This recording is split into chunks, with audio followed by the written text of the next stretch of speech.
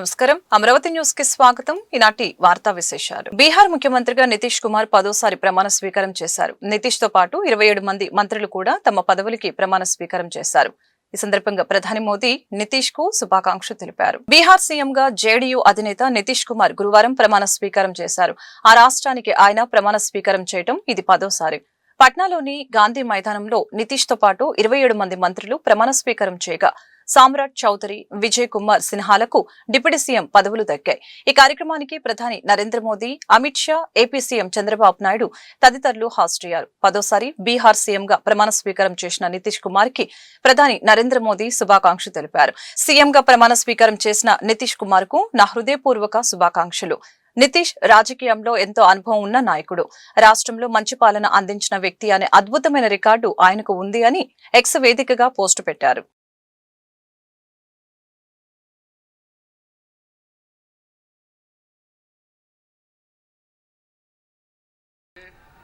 प्रतिज्ञान करता हूं कि मैं विधि द्वारा स्थापित भारत के संविधान के प्रति सच्ची श्रद्धा और निष्ठा रखूंगा। मैं भारत की प्रभुता और अखंडता अक्षुण्ण रखूंगा।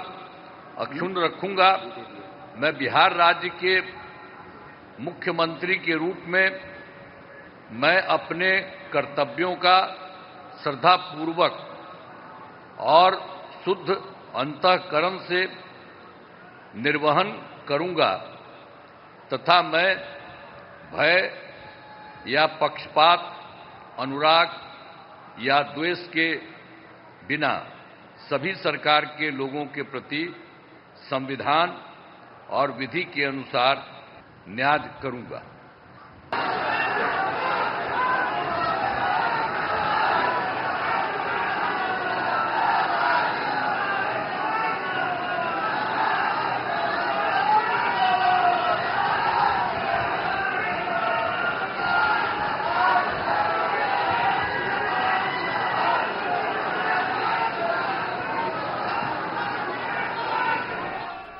మూడు 4 నెలల్లో స్థానిక సంస్థల ఎన్నికలు జరగనున్న నేపథ్యంలో పార్టీ నాయకులు, కార్యకర్తలు ఇప్పటి నుంచే ప్రజల్లో ఉంటూ ఎన్నికలకు సిద్ధం కావాలని సీఎం చంద్రబాబు సూచించారు. తెలుగుదేశం పార్టీ ఎమ్మెల్యేలు, నాయకులు, కార్యకర్తలతో బుధవారం రాత్రి ఆయన టెలికాన్ఫరెన్స్ నిర్వహించారు. అన్నదాత సుఖీభవ పీఎం కిసాన్ పథకం కింద సుమారు 47 లక్షల మంది రైతులు లబ్ధి పొందుతున్నారనే విషయాన్ని ఇంటింటికి వెళ్లి వివరించాలని అన్నారు. 10 రోజుల్లో కార్యక్రమాన్ని పూర్తి చేయాలని సూచించారు. సూపర్ 6 తో పాటు ఎన్నికల సమయంలో హామీ ఇవ్వని అనేక కొత్త పథకాలు అమలు చేశాం. కార్యకర్తలు నిత్యం ప్రజల్లో ఉంటూ ప్రభుత్వం చేస్తున్న అభివృద్ధి, సంక్షేమం గురించి వివరించాలి అని తెలిపారు. ఏ కార్యక్రమం చేపట్టినా జనసేన, భాజపాలని కలుపుకొని వెళ్లాలని, స్థానిక సంస్థల ఎన్నికలకు 3 పార్టీలు కలిసి వెళ్తారని ఆయన పేర్కొన్నారు. 6 ఏళ్ల తర్వాత మాజీ ముఖ్యమంత్రి జగన్ కోర్టు మెట్లెక్కారు. అక్రమాస్తుల కేసులో నాంపల్లి సిబిఐ కోర్టుకు వచ్చిన జగన్ వ్యక్తిగత హాజరు నుంచి మినహాయింపు ఇవ్వాలన్న జగన్ వినతిని కోర్టు తిరస్కరించింది. వైసీపీ అధినేత జగన్ సుమారు 6 ఏళ్ల సుదీర్ఘ విరామం తర్వాత సిబిఐ కోర్టు మెట్లెక్కారు. అక్రమాస్తుల కేసుకు సంబంధించి హైదరాబాద్ లోని నాంపల్లి సిబిఐ ప్రత్యేక కోర్టు ఎదుట ఆయన వ్యక్తిగతంగా హాజరయ్యారు. ముఖ్యమంత్రిగా ఉన్నప్పుడు వ్యక్తిగత హాజరు నుంచి మినహాయింపు పొందిన జగన్ ఎన్నికల అనంతరం కూడా అదే మినహాయింపును కొనసాగించాలని కోర్టును కోరారు. అయితే ఆయన అభ్యర్థనను కోర్టు తిరస్కరించి విచారణకు తప్పనిసరిగా వ్యక్తిగతంగా హాజరు కావాలని ఆదేశించింది. ఈ నేపథ్యంలోనే జగన్ ఈ రోజు న్యాయమూర్తి రఘురాం ముందు విచారణకు హాజరయ్యారు. జగన్ రాక సందర్భంగా ఎలాంటి అవాంఛనీయ ఘటనలు జరగకుండా కోర్టు ప్రాంగణంలో పోలీసులు భారీ భద్రత ఏర్పాట్లు చేశారు. అక్రమాస్తుల కేసుకు సంబంధించి సిబిఐ మొత్తం 11 ఛార్జ్ షీట్లు దాఖలు చేసింది. ఈ కేసుల్లో తమను తొలగించాలని కోరుతూ దాఖలైన సుమారు 130 డిశ్చార్జ్ పిటిషన్లు ఇంకా కోర్టులో పెండింగ్ లోనే ఉన్నాయి. గతంలో ముఖ్యమంత్రి హోదాలో ఉన్నప్పుడు అధికారిక కార్యక్రమాల కారణంగా జగన్ కోర్టుకి హాజరు కాలేకపోయారు. అయితే ఇప్పుడు ఆయన సాధారణ పౌరునిగా, సాధారణ ఎమ్మెల్యేగా విచారణను ఎదుర్కోవాల్సి వస్తోంది.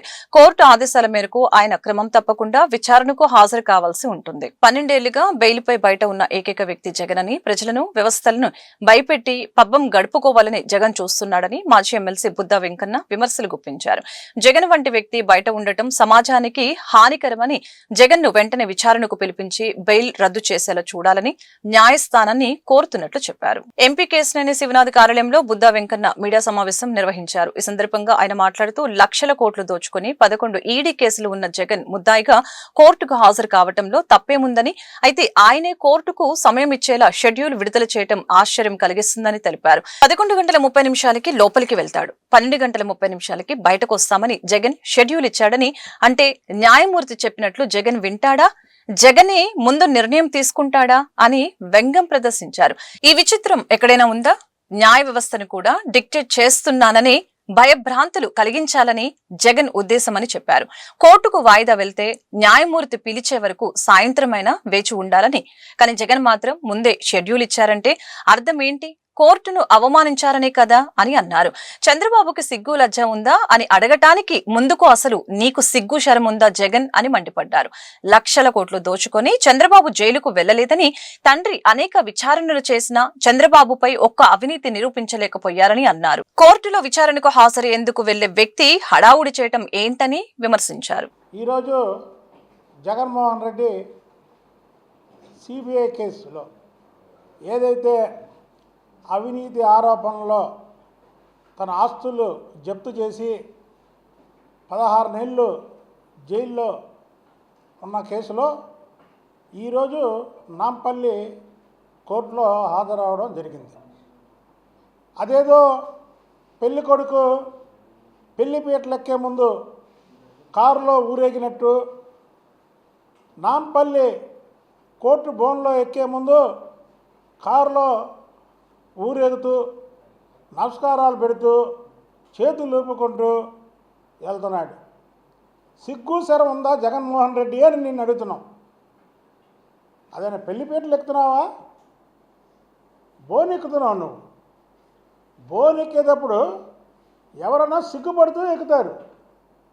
అదేదో పెళ్లిపీటల మీదకి వెళ్తున్నట్టు నువ్వు ఊరేగింపుకి వెళ్ళడమే కాకుండా నిన్న ఎమ్మెల్యేలని ఇన్ఛార్జీలని తాడేపల్లి ప్యాలెస్లో మీటింగ్ పెట్టి రేపు అక్కడ జనాలు తరలి రావాలి, తరలి వచ్చి అక్కడ జడ్జీల ముందు రఫా రఫా రఫా అనాలి అని వాళ్ళకి డైరెక్షన్ ఇవ్వడం ఏంటి? అది ఇది ఎక్కడా చూడాల. 12 సంవత్సరాలు బెయిల్ మీద ఉంటూ బెయిల్ మీద తిరుగుతూ ఈ రాష్ట్రాన్ని రాక్షసుడు పరిపాలించినట్టు పరిపాలించి ఇవాళేదో పెద్ద నువ్వు ఘనకార్యం సాధించినట్టు 6 ఏళ్ళ తర్వాత కోర్టు వాయిదాకి జగన్మోహన్ రెడ్డి వెళ్తున్నాడని నీ సోషల్ మీడియాలో పెద్ద విజయం సాధించినట్టు నువ్వు పెట్టడం అనేది, నీవు సిగ్గు అనేది ఇవ్వలేదా దేవుడు అన్నావు. నువ్వు అనేవాడు ఇంతవరకు దేవుడు స్క్రిప్ట్ రాశాడని. నిజమే, భగవంతుడు అనేవాడు ఉన్నాడు, దేవుడు స్క్రిప్ట్ రాశాడు. ఇవాళ చూసావా, కరెక్ట్గా 11:30కి బీహార్ ముఖ్యమంత్రి నితీష్ కుమార్ గారు ప్రమాణ స్వీకారానికి పేద ప్రజల్ని కాపాడే వ్యక్తులుగా ధాన్యం అమ్మినా కేవలం 4 గంటల్లోనే రైతుల ఖాతాలో నగదు జమ చేస్తున్నట్లు పౌర సరఫరాల శాఖ మంత్రి నాదెండ్ల మనోహర్ తెలిపారు. గుంటూరు జిల్లా తాడేపల్లి మండలం చిర్రావూరు, పాతూరులో ధాన్యం కొనుగోలు కేంద్రాలని మంత్రి పరిశీలించారు. తుఫాన్ హెచ్చరికల నేపథ్యంలో ధాన్యం కొనుగోలు వేగవంతం చేయాలని అధికారుల్ని ఆదేశించారు. కొనుగోలులో అధికారులు నిర్లక్ష్యంగా వ్యవహరిస్తే చర్యలు తప్పవని హెచ్చరించారు. రాష్ట్రంలో 3,000 ధాన్యం కొనుగోలు కేంద్రాలు ఏర్పాటు చేశామని, 51 లక్షల మెట్రిక్ టన్నుల ధాన్యం కొనుగోలు చేస్తామని వివరించారు. 17% లోపే తేమ ఉండాలని కేంద్రం పెట్టిన నిబంధనని దాన్ని మాత్రమే అమలు చేస్తున్నామని స్పష్టం చేశారు. మిల్లర్లు అక్రమాలకి పాల్పడితే అనుమతులు రద్దు చేస్తామని హెచ్చరించారు. అనేది రైతుకి ఒక సంతోషంగా ఆనందంగా జరగాల్సిన ప్రక్రియ.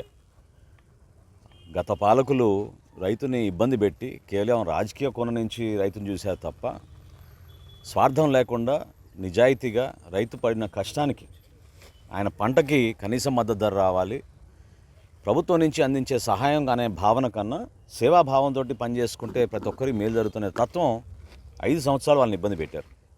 అసలు ధాన్యం కష్టపడి పండించిన తర్వాత ఎక్కడ అమ్మాలో కూడా తెలియని పరిస్థితి.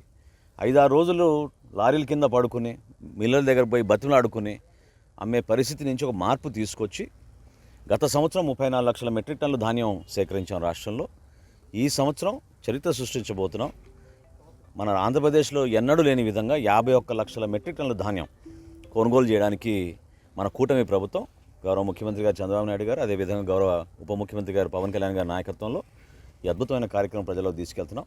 ఈరోజు మంగళగిరి నియోజకవర్గంలో తాడేపల్లి మండలంలో రైతులతోటి ఇప్పుడే వాళ్ళ సమస్యల గురించే కాకుండా వాస్తవంగా దిగుబడి ఎట్లా ఉంది, ఎటువంటి వెరైటీ వేశారు, వీటిని ప్రభుత్వం ఏ విధంగా కొనుగోలు చేస్తుందో కూడా వాళ్ళకి వివరించడం జరిగింది. బీపీటీ వెరైటీ మంచి ఫైన్ వెరైటీ అయితే బియ్యం కష్టపడి వాళ్ళు పండించారో రైతు సోదరులందరికీ నేను హామీ ఇస్తున్నాను. ఇది కేవలం మన బిడ్డల కోసం.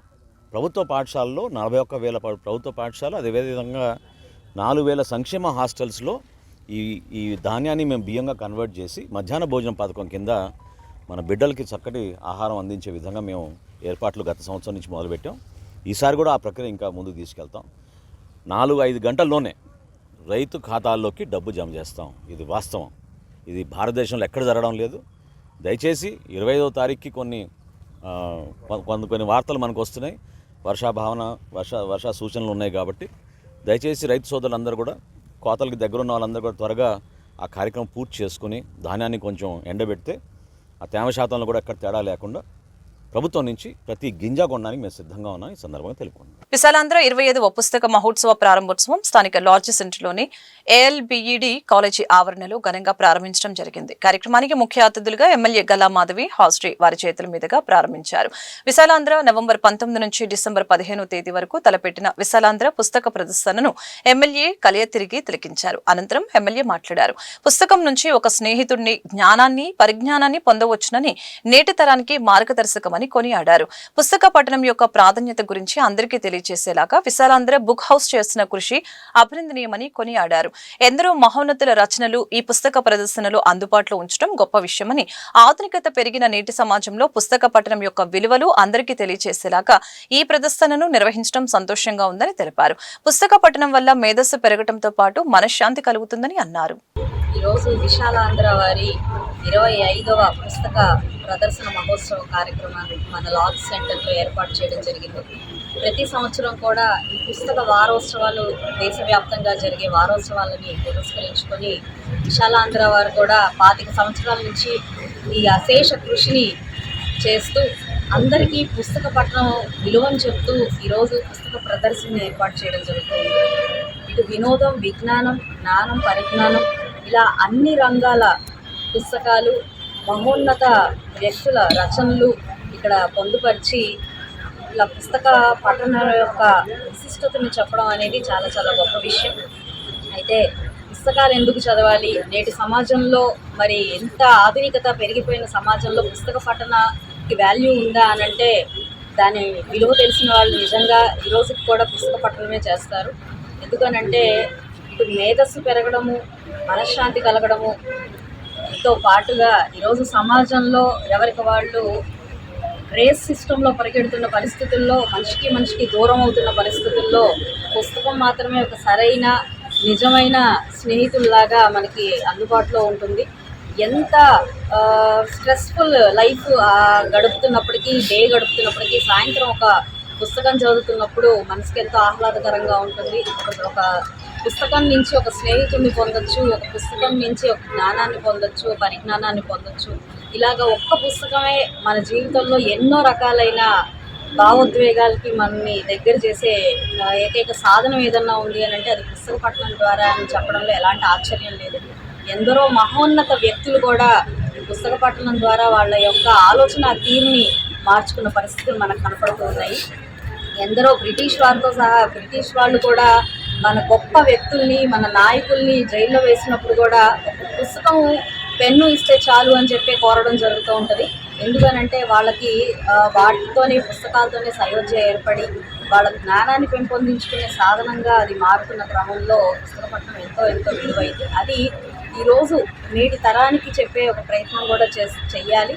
మరి వాళ్ళని ఆకర్షించడం కోసం కూడా విశాలాంధ్ర వారు అనేక రకమైన చిన్నపిల్లలకు సంబంధించిన శీర్షికలు, సిరీస్, ఇలాగా అనేక రకమైన కామిక్ బుక్స్ కూడా ఇక్కడ ఏర్పాటు చేయడం జరిగింది. మరి మనోవికాసాన్ని పెంపొందించే నాలెడ్జ్ఫుల్ బుక్స్ని అండ్ పర్సనాలిటీ డెవలప్మెంట్కి ఉపయోగపడే బుక్స్ని, మరి బయోగ్రఫీస్, మరి ఎందరో గొప్ప వ్యక్తుల యొక్క చరిత్ర మనం తెలుసుకోవడం వల్ల బెదిరింపులకు బాలికలు భయపడవద్దని ధైర్యంగా ఫిర్యాదు చేస్తే ఆకతాయిల ఆట కట్టిస్తామని ఈస్ట్ డీఎస్పీ అబ్దుల్ అజీజ్ తెలిపారు. ఈ సందర్భంగా గుంటూరు ఈస్ట్ డీఎస్పీ అబ్దుల్ అజీజ్ మాట్లాడారు. సినిమాలు, సెల్ ఫోన్ల ప్రభావంతో విద్యార్థులు తెలిసి తెలియని వయసులో పెడత్రోవ పడుతున్నారని చెప్పారు. ఈస్ట్ సబ్ డివిజన్ పరిధిలో ఇటీవల కాలంలో అత్యధికంగా ఫోక్సో కేసులు నమోదవుతున్నాయని తెలిపారు. తల్లిదండ్రులు తమ పిల్లల కదలికల్ని నిత్యం పర్యవేక్షణ చేస్తూ జాగ్రత్తలు చెప్తూ ఉండాలని అన్నారు. ఫోటోలు మార్ఫింగ్ చేసి బెదిరించడం, ప్రేమిస్తున్నానని వెంటపడటం చేసే ఆకతాయిలపై పోలీసులకు ఫిర్యాదు చేయాలని పిలుపునివ్వటం జరిగింది.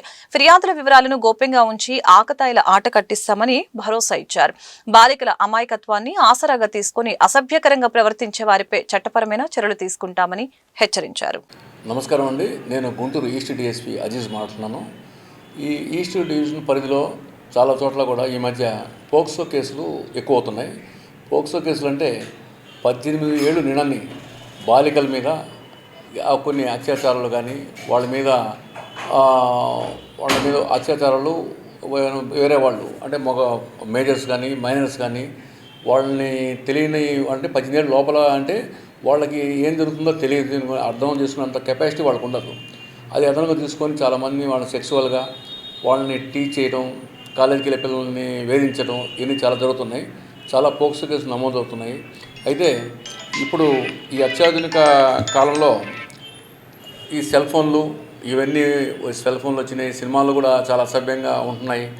ఈ సెల్ ఫోన్లో కూడా అసభ్యకరమైన మెసేజెస్, వీడియోస్ అన్నీ వస్తున్నాయి. వాటిని చూసి కొంతమంది ఆ పిల్లలు కూడా ఆడపిల్లలు చెడిపోవడం అంటే వాటి పక్క ఆకర్షించడం జరుగుతుంది. దీన్ని అదనంగా తీసుకొని కొంతమంది యువకులు కానీ పోకిరి కుర్రోళ్ళు కానీ వాళ్ళని వేరే రకంగా సెక్సువల్గా వేధించడం జరుగుతుంది. చాలా కేసులు కూడా ఈ మధ్య మేము కట్టడం జరుగుతుంది. నేను తల్లిదండ్రులకు ఈ విధంగా చెప్పేది ఏంటంటే, మీరు మీ పిల్లల మూమెంట్స్ని వాచ్ చేయండి. వాళ్ళు ఎట్లా ఉన్నారు, ఎట్లా వెళ్తున్నారు. ఒక కేసులో అయితే పక్కింటి వాళ్ళ అమ్మాయి క్లాస్మేట్ ఇంటికి పోతుండేది. ఆ క్లాస్మేట్ వాళ్ళ తండ్రి ఒక్కడే ఉంటాడు, తల్లి లేదు. ఆ తండ్రి అమ్మాయితో పరిచయం పెంచుకొని అమ్మాయిని తీసుకెళ్ళిపోయి గర్భవతి చేయడం జరిగింది. దాని మీద కేసు నమోదు చేసి వాళ్ళని అరెస్ట్ చేయడం జరిగింది.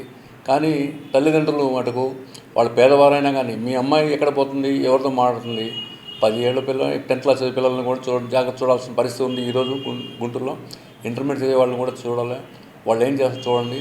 అట్లా వాళ్ళు మీకు ఏమైనా అనుమానం కానీ మీకు ఏమైనా ఇట్లా ఇబ్బందికర పరిస్థితులు పడితే పోలీసు వారు తెలియజేయండి. మీ పేర్లు బయట రాకుండా కూడా కొంతవరకు మొదట్లోనే మేము వాళ్ళని పిలిచి మందలించి మళ్ళీ మీ జోలికి మీ పాప జోలికి వెళ్లకుండా కౌన్సిలింగ్ చేసి మీకు రక్షణ కల్పిస్తాము. కాబట్టి మీరందరూ కూడా మీ పిల్లలు ముఖ్యంగా ఆడపిల్లలు ఏం చేస్తున్నారు, ఎవరితో చదువుకుంటున్నారు, అట్లా ఉండటం వల్ల ఉపయోగం ఏంటి అనేది మీకు నష్టం ఏంటి కూడా మీరు వాళ్ళకి తెలియజేయండి. వాళ్ళకి కానీ ఇబ్బందికరంగా ఎవరైనా ప్రవర్తిస్తే ఎవరన్నా ఇంకా నేను ఆ ఆడపిల్లలకు చెప్పేది ఏంటంటే, మీ ఫోటోలు ఉన్నాయి, మిమ్మల్ని అట్లా చేస్తాం బ్లాక్మెయిల్ చేయడం చేస్తే ఒకటి మీరు వచ్చి పోలీసుని కంప్లైంట్ ఇవ్వండి. మీ పేరు రాకుండా కూడా మేము చేస్తాము. మీ ఫోటోలు నా ఫోటోలు కాదయ్యి అవి మీరు మార్పింగ్ చేసి పెట్టారని కంప్లైంట్ ఇవ్వండి, వాళ్ళంతా చూస్తాము. కాబట్టి మీరు ఎట్టి పరిస్థితుల్లో భయపడకుండా పోలీసు వారి సాయం తీసుకుంటారని. అన్నదాత సుఖీభవ పథకం కౌలు రైతులకు వర్తింపచేయాలని ఆంధ్రప్రదేశ్ కౌలు రైతు సంఘం గుంటూరు జిల్లా కమిటీ సభ్యులు, జిల్లా సహాయ కార్యదర్శి పాసన్ రామారావు, కౌలు రైతు జిల్లా అధ్యక్షులు పొట్ల రామకృష్ణ, జిల్లా కార్యదర్శి నాగమల్లేశ్వరరావు డిమాండ్ చేశారు. గుంటూరు నగరంలోని సిపిఎం కార్యాలయంలో ఏర్పాటు చేసిన మీడియా సమావేశంలో వారు మాట్లాడారు. అన్నదాత సుఖీభవ పథకం భూమిని సాగు చేస్తున్న కౌలు రైతులకి వర్తింపచేయకపోవడం దుర్మార్గమని మండిపడ్డారు. అన్నదాత సుఖీభవ కౌలు రైతులందరికీ వర్తింపచేయాలని డిమాండ్ చేశారు. మేము అధికారంలోకి వస్తే యజమాని సంతకంతో నిమిత్తం లేకుండా కౌలు రైతులకి గుర్తింపు కార్డులు ఇచ్చి పంట రుణాలు చేస్తామని చంద్రబాబు హామీ ఇచ్చారని గుర్తు చేశారు. కౌలు రైతులు అధిక వడ్డీలకు ప్రైవేటు వ్యాపారుల వద్ద అప్పులు చేస్తున్నారని తెలిపారు. కనీస మద్దతు ధర లేక రైతులు అప్పులు పాలై ఆత్మహత్య చేసుకుంటున్నారని తెలిపారు. 170% భూములు సాగు చేస్తున్నటువంటి కౌలు రైతులకి పెట్టుబడి సహాయం ఇవ్వకుండా ఎవరికి ఇస్తారు? ఇప్పుడు సాగు చేయనటువంటి ఎక్కడెక్కడో వ్యాపారాలు చేసుకుంటే ఎక్కడెక్కడో ఉన్నటువంటి రైతుల పేరుతో డబ్బులు పడుతున్నాయి. ఇది న్యాయమా అని చెప్పేసి అడుగుతున్నాను. కాబట్టి ఈ పెట్టుబడి సహాయాన్ని, అన్నదాత సుఖీభావ సహాయాన్ని కౌలు రైతులకు కూడా వర్తింప చేయాలి అనేటువంటిది మా కౌలు రైతు సంఘం డిమాండ్ చేస్తుంది. కాబట్టి ఆ రకంగా నిర్ణయం చేయండి అని చెప్పేసి అడుగుతా ఉన్నాం. మొదటిసారి వేసినప్పుడు చంద్రబాబు నాయుడు గారు ఏం చెప్పారంటే ఈసారి వేసేటప్పుడు కౌలు రైతులు కూడా వేస్తామన్నారు. ఈసారి కూడా ఏమి మార్పు లేదు. ఇక రెండో అంశం, ఓ ప్రధానమైనటువంటి అంశం ఒకటి ఉంది. అదేంటంటే కౌలు రైతులందరికీ గుర్తింపు కార్డులు ఇచ్చి పంట రుణాలు ఇస్తామని జగన్మోహన్ రెడ్డి గారు చెప్పాడు, చంద్రబాబు నాయుడు గారు చెప్పారు. అయితే జగన్మోహన్ రెడ్డి గారు ఏం చేశారంటే కౌలు రైతులు గుర్తింపు కార్డు ఇవ్వాలంటే భూ యజమాని సంతకం కావాలి అని నిబంధన పెట్టాడు. ఏ భూ యజమాని సంతకం పెట్టాలా? మరి పంట కార్డులు ఎట్టొస్తాయి, రుణాలు ఎట్టొస్తాయి? దీనికి వ్యతిరేకంగా మేము ఆందోళన చేస్తే చంద్రబాబు నాయుడు గారు నేను అధికారంలోకి వస్తే యజమాని సంతకంతో నిమిత్తం లేకుండా మీ అందరికీ గుర్తింపు కార్డులు ఇస్తాం అని చెప్పేసి అన్నాడు. మేమందరం నమ్మాం. సంవత్సరంన్నర అయింది, ఎవరు ఆయన యజమాని సంతకంతో నిమిత్తం లేకుండా గుర్తింపు కార్డు లేదు, ఈయన లేదు, కార్డులు మాత్రం లేవు. మరి బ్యాంకర్స్ని కూర్చోబెట్టి మీరు కనుక కౌలు రైతులు గుర్తింపు కార్డులు ఇచ్చి పంట రుణాలు ఇకపోతే ఊరుకోమంటారు. యజమాని సంతకం పెట్టకపోతే వీళ్ళు ఏం చేస్తారు? బ్యాంకులో ఏం చేస్తారు? అందుకని చెప్పేటువంటి మాటలు వేరు, చేసేటువంటి పనులు వేరులాగా మాకు అనిపిస్తున్నాయి. ఇది ప్రధానమైనటువంటి. ఇక రెండో అంశం ఏంటంటే మొన్న మెంథా తుఫాన్ వచ్చింది. ఈ తుఫాన్లో 33% పైన దెబ్బతింటే ఎన్యూమరేట్ చేస్తారట. అంటే 20%, 10%, 15% దెబ్బతింటే నష్టపరిహారం ఎవరు? 35% దెబ్బతింటేనే ఇస్తామని చెప్పేసి అంటున్నారు. ఇది ఎక్కడ న్యాయం? ఎంతవరకు నష్టపరిహారం రాలా. ఇప్పుడు పత్తి తడిసింది. పత్తి తడిస్తే CCI కేంద్రాలకు తీసుకెళ్తుంటే తేమ శాతం ఎక్కువగా ఉందని వెనక్కి పంపిస్తున్నారు. నిన్న పత్తిపాడులో కూడా రామాంజనేయులు గారి ఎమ్మెల్యే గారి సమక్షంలోనే ఇవన్నీ జరిగినాయి, చూశారు. అందుకని ఈరోజు వర్షానికి పత్తి తడిస్తే ఏం చేయాలి? 8,150 రూపాయలు మద్దతు ధర అన్నారు. ఎవరు కొంటలా. ప్రైవేటు వ్యాపారస్తులకి 5,000కి 6,000కి అమ్ముకుంటున్నటువంటి దుస్థితి ఈరోజు కనిపిస్తుంది. మినుము వేశారు మొన్న, వర్షానికి మినుము మొత్తం. అధ్యక్షుడు బొట్ల రామకృష్ణ. ప్రధానమైన అంశాలు 3 అంశాలు.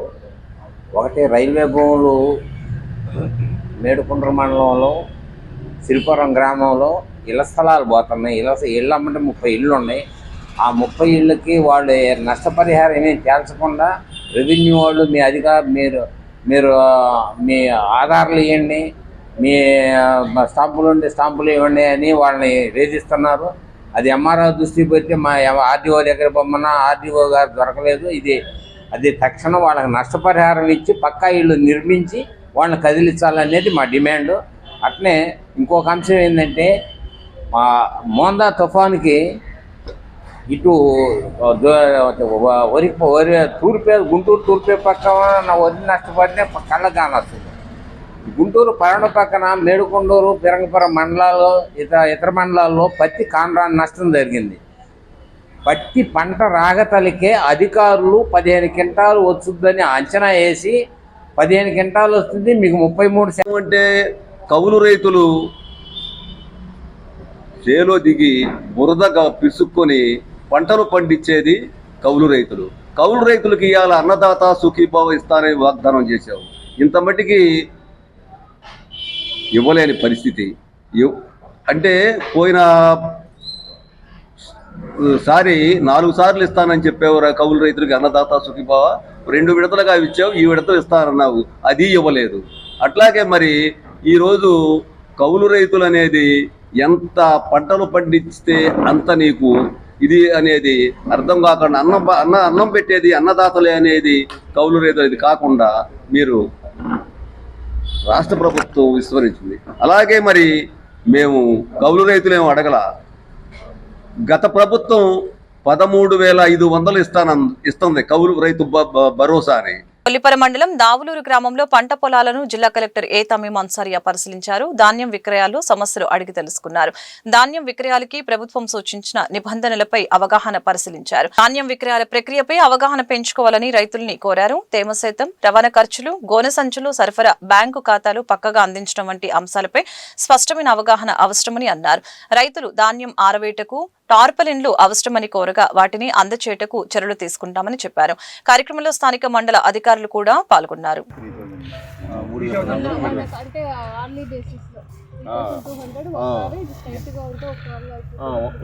గంట బావులు అయిపోయేది, 2 గంటలు అదనం పట్టింది ఉన్న తుఫాను వల్ల. ఇది కూడా డ్యామేజ్ కాలేదని నిల్లు రాశారు. పోనీ అదన్నా కొంతవరకు రైతులు సేవ్ అయ్యేవాళ్ళు. Input cost. గుంటూరు జిల్లా బాగుందని చెప్పే అవకాశం కావాలి. ఇన్సూరెన్స్ కూడా గతంలో ఫ్రీ ఉండేది, ఇప్పుడు 849 పెట్టారు ప్యాడీకి. ఎవరు కట్టుకోలేరు. పెమసాని గారు మీరు మీటింగ్లో కూడా మన కలెక్టరేట్లో జరిగినప్పుడు 7,000 మంది కట్టుకున్నారని అన్నారు జేడీ గారు అడిగిన టీఏని. ఇక మరి ఇలా ఉంది కదా అని 1,00,000 మంది 7,000 మంది. అది ఒకటి మాత్రం మీరు వేసుకోవాలి. రేపు నెక్స్ట్ జొన్న ప్రీమియం ఫ్రీగా ఉండాలి, అది మేడం గారు అడిగేది. రేపు జొన్న మొక్కజొన్న ఉన్నది, ఇదంతా అది వేసేసి దీన్ని మల్చింగ్ చేసేసి పైరు చేస్తారు. 4 days తర్వాత పైరు చేస్తారు. తర్వాత జొన్న మొక్కజొన్న వేసేస్తారు ఒక 1 weekలో. 10 days స్టార్ట్.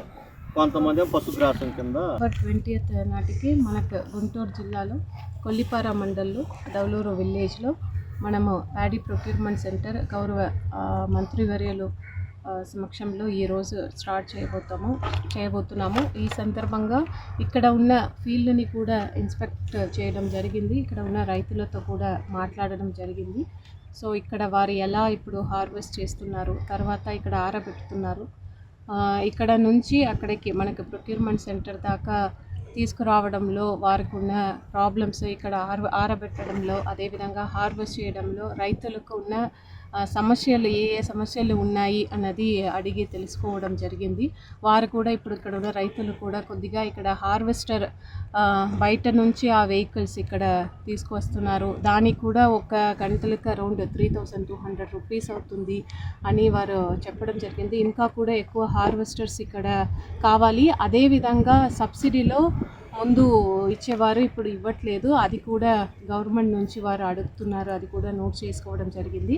అదేవిధంగా ఇక్కడ ఆరబెట్టడానికి రైతులకు తార్పాలిన్ సబ్సిడీలో ఇవ్వాలని వారు అడగడం జరిగింది.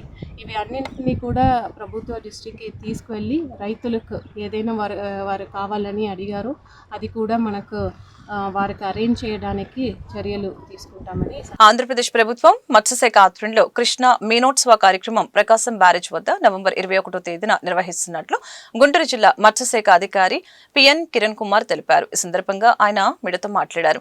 ప్రధానమంత్రి మత్స్య సంపద యోజన మిషన్ ఫింగర్లింగ్స్ 2025-26 ద్వారా మత్స్యశాఖ ఉచితంగా రాష్ట్రంలో గల రిజర్వాయర్లన్నిటిలో పెద్ద ఎత్తున చేప పిల్లల్ని వదిలే కార్యక్రమం చేపట్టిందని తెలిపారు. మత్స్యకారుల ప్రగతి కోసం, ప్రయోజనం కోసం, వారి జీవనోపాధుల్ని మెరుగుపరచడానికి మత్స్యశాఖ పనిచేస్తుందని ఈ సందర్భంగా తెలియజేశారు. ఈ కార్యక్రమానికి ముఖ్య అతిథులుగా ఐటీ శాఖ మంత్రి నారా లోకేష్ మరియు గుంటూరు జిల్లా కలెక్టర్ తమీం అన్సారియా హాజరవుతారని తెలిపారు. ఈ కార్యక్రమంలో అందరూ పాల్గొని విజయవంతం చేయాలని కోరారు. అందరికీ నమస్కారం. రేపటి రోజున 21/11/2025 నవంబరు ప్రపంచ మత్స్యకారుల దినోత్సవం సందర్భంగా గౌరవ ఆంధ్రప్రదేశ్ ప్రభుత్వం ఆదేశములు మరియు గౌరవ రాష్ట్ర మత్స్యశాఖ కమిషనర్ గారి ఉత్తర్వుల మేరకు రేపు మత్స్యకారుల దినోత్సవం సందర్భంగా మత్స్యశాఖ చేపట్టినటువంటి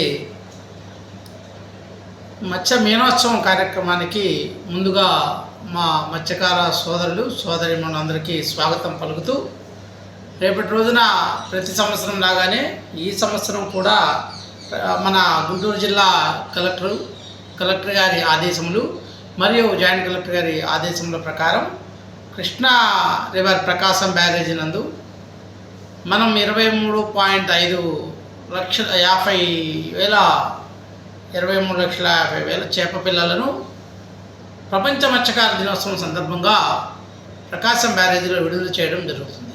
ఈ యొక్క కార్యక్రమంలో గౌరవ కలెక్టర్ గారు మరియు జాయింట్ కలెక్టర్ గారు, అలాగే ఇతర ప్రజాప్రతినిధులు, గౌరవ మంత్రివర్యులు ఐటీ మినిస్టర్ గారు అందరూ కూడా ఈ యొక్క కార్యక్రమంలో పాల్గొంటారు. రేపు సాయంత్రము 4 గంటలకు పడవల రేవు వద్ద ఈ కార్యక్రమం తలపెట్టాము. కాబట్టి ప్రతి ఒక్క మత్స్యకారుడు కూడా తప్పనిసరిగా ఈ యొక్క కార్యక్రమానికి ఇదే మత్స్యశాఖ వారి జిల్లా మత్స్యశాఖ అధికారి వారి ఆహ్వానంగా మన్నించి ప్రతి ఒక్కరూ తప్పక ఈ యొక్క కార్యక్రమానికి హాజరు కావాల్సిగా ముందుగా కోరుకుంటూ, ప్రతి సంవత్సరం ఆంధ్రప్రదేశ్ ప్రభుత్వం తలపెట్టినటువంటి ఈ యొక్క సీడ్ రిలీజ్ కార్యక్రమం ఏదైతే ఉందో దీని వలన ప్రతి ఒక్క మత్స్యకారుడికి కృష్ణా రివర్లో వేట చేసేటువంటి లైసెన్స్ హోల్డర్ మత్స్యకారులు మరియు సహకార సంఘంలో ఉండేటువంటి మత్స్యకారులందరికీ కూడా వారి యొక్క జీవనోపాధి పెంపొందించాలనేటువంటి ముఖ్య ఉద్దేశంతో ప్రభుత్వము వాళ్ళ ఆదాయ వనరులు ఎలా మెరుగుపడాలా, ఎలా మెరుగుపరచడానికి ఉపయోగాలు ఉన్నాయి అని ఆలోచించి ప్రతి సంవత్సరం కూడా దీనితో పాటుగా ప్రధానమంత్రి మత్స్య సంపద యోజన పథకం కింద మన గవర్నమెంట్ సీడ్ ఫార్మ్స్ నుంచి వాటితో పాటు ప్రైవేట్ సీడ్ ఫార్మ్స్ నుంచి కూడా టెండర్ల ద్వారా ఈ ప్రొక్యూర్మెంట్ అనేది చేసి వాటిని కూడా ఈ యొక్క కృష్ణా రివర్ బ్యారేజీలలో మరియు మైనర్ ఇరిగేషన్ చెరువులు రిజర్వాయర్లలో. ఈ వార్తలు ఇంతటితో సమాప్తం. మరొక బులెటిన్లో మళ్ళీ కలుద్దాం. నమస్కారం.